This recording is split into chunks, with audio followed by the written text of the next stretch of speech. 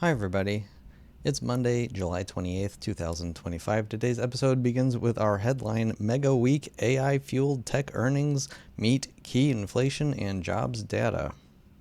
Tomorrow starts it off with job openings. Wednesday, we have GDP Quarter 2 announced. We also have the FOMC guidance. The Fed funds futures have already decided there is no cut this meeting with a 97% chance. But really, it's the guidance. What do we have to look forward to in September? That can affect the Fed funds futures, and you know how it goes. The Fed tells the Fed funds futures what to do. The Fed funds futures tell the Fed what to do by the time we get there. We also have Thursday PCE inflation gauge coming out, jobless claims weekly. I think this is something that sometimes gets swept under the rug, especially the continuing claims still elevated.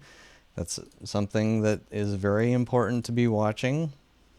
Maybe even the most important thing to be watching, since it is less lagging than almost the rest of all of the data coming out this week, actually. But anyway, we also have Friday, the huge employment report. How many people want jobs and can't get them? How many people have given up looking for work altogether?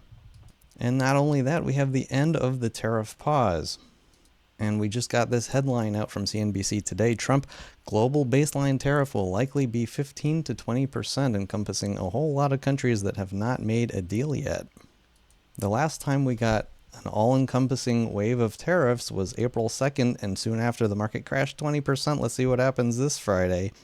So not only do we have an absolute enormous mountain of economic data coming out next week, we also have an enormous amount of earnings coming out next week, which really affects the value of stocks. Just to mention through a lot of the more notable ones after the close today, actually, of Tilray, that might be out by the time you see this. We have UNH, the largest healthcare company. We have Procter & Gamble, PayPal, SoFi, Spotify, UPS, Visa, Starbucks, Booking Holdings. That was a Michael Burry favorite for a little bit. We have MO, Altria, Hershey, Microsoft, Meta, Hood, Qualcomm, MasterCard, Roblox, Amazon, Shell. You have the oil companies over here too. Amazon, Apple, Coinbase. It's almost like you have to search for companies that aren't reporting earnings this week. It's going to be crazy. And it all starts tomorrow. Moving on to our community topics. What moves did you make today? Comment below in the section. Did you buy anything? Did you sell anything? Let me know what you are doing in the comments below. Robschild shorts the NASDAQ. I bought a little bit of SQQQ today.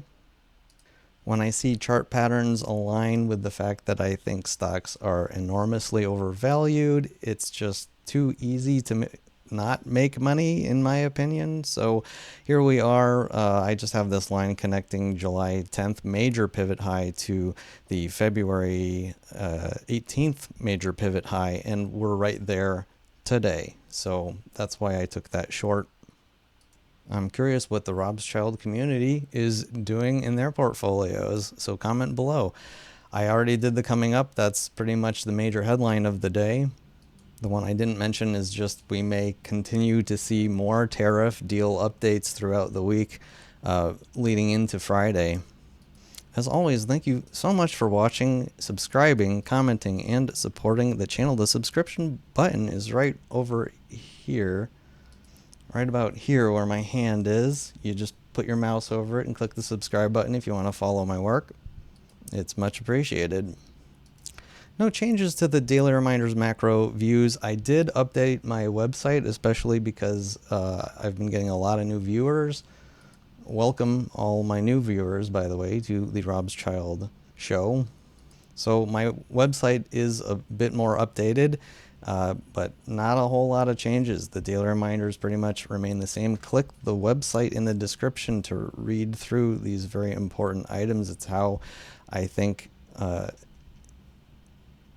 the macro landscape of the economy and the valuation of securities is functioning, and therefore no changes to my crystal ball ratings, they're still remaining the same, and no changes to the Robschild portfolio except for adding short-term SQQs. Moving on to the charts, starting with the SPX, the S&P 500, eking out a positive 0.02% gain. On the day, suspiciously not worried about all of the humongous amount of data pouring out this week. It's amazing to not see the VIX at least a little bit more elevated and the stock market getting to what I might see as a more neutral zone where it could kind of go either way. Instead, we're just pressing higher. I don't know what to make of it, but my crystal ball says it's probably going to go down this week. That's what I'm thinking. But remember, guys, I'm just a guy with a crystal ball. Next chart of the day, the DXY, the dollar index I wanted to mention today, it rose by 1%. A lot of chartists, a lot of people are very bearish the dollar. They think it's just going to go down and go down forever. And while it's understandable that fiscal deficits can make the dollar a little bit less attractive, the way I see it, it's pretty much already priced in. And one way to see that is just where the 10-year note yield is compared to the German 10-year note yield, which is the best yield that we can have to represent the euro guaranteed rate, sort of, for the 10-year. And, you know, I have this zero line here. Whenever this line is above it, this chart represents the US 10-year minus the German 10-year. So when it's above this zero line, it means that the US currently has a higher 10-year yield, and when it's below it, the euro has a higher 10-year yield in Germany. So as it stands, the yield on the 10-year Treasury in the US is today 1.72% higher than the euro. And what this can do, and usually does do, the way it normally functions is when you have a higher yielding currency, it sort of pulls other currency into it. And so I don't see what will drive the dollar down from here unless maybe this differential between these yields starts dropping a bit more. Then I might start to believe that the dollar can continue to fall. Oh, sorry, my face is blocking the dollar part of this chart. So let's move myself up here. So as you can see, as the 10-year yield has been outpacing the 10-year yield in Germany, going up, the dollar has been rising really since 2011. And if this goes down towards zero or below zero, then it's more expected that the dollar has more of an ability to drop in that case. Next chart I want to bring up is gold, actually dropping pretty good today. As I record, we have 43 minutes left on the clock, and it does look like we're going to get a confirmation candle close below the break of this previous trend line going up. And so as long as it does close around there, it's expected for gold to drop to the 3170 level. Now, a setup where if I have capital available and it's not all shorting other things, if we were to get back up to this area right here, maybe in a few days we got back up to 3,400, that would be a really sweet spot, in my opinion, no advice, to short gold. I've made pretty decent money shorting gold before, and I'm very willing to do it again, especially in these current conditions. And by current conditions, I simply mean when you price gold into everything else, whether it's housing, copper, or especially crude oil, gold it is historically expensive. All you have to do is look at this chart going back to 1950 that prices the number of barrels of gold, the number of barrels of oil you can get for 1 ounce of gold. It's hard to believe that after coming off the gold standard, we were still able to have gold, 1 ounce of gold, only buy less than 10 barrels of oil throughout the early 2000s, and many times decade after decade. But more recently, now it's really the opposite. 1 ounce of gold can now buy a historic amount of oil, 55 barrels, only eclipsed by the 2020 crisis when oil actually went negative. I don't hear a whole lot of people being bearish on gold, and I don't know why they're not using this as part of their methodology of valuing gold. After all, gold is real money, especially when it's really expensive. That safe, warm feeling you get from having something that's very expensive is the opposite of what works in value investing. In value investing, you want to be buying something that nobody else wants, something that everybody treats like dirt, like gold has been treated many times in the past. That was the time to buy gold. Now, when gold ratios have never been higher, it's, in my opinion, the worst time to have gold, and so I'm very willing to short it hand over fist whenever I get a technical opportunity. Bitcoin popped onto my radar today because it looks like we have an engulfing candle of at least 4 days so far. Granted, okay, yeah, there's still 3.5 hours left on the clock. But I brought this chart up today a little bit because I wanted to also bring up the volume, the massive volume spikes that we got that I haven't talked about before on July 15th and July 25th.